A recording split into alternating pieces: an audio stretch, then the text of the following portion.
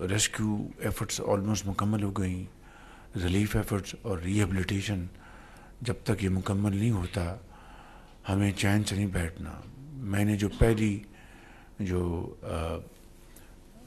Tranche ہے compensation جن کے پیارے چلے جائیں دنیا سے تو ان کے لیے تو یہ کمپنسیشن بے معنی ہو جاتی ہے. لیکن ظاہر ہے کہ انہوں نے دنیا میں رہنا ہے, زندگی گزارنی ہے اور بچوں کا پیٹ پالنا ہے, تعلیم دینی ہے, ان کو علاج معالجہ اور کاروبار ملازمت جو بھی ہے. تو یہ تو جب تک زندگی ہے تو اس کے ساتھ یہ چیزیں جڑی ہوئی ہیں.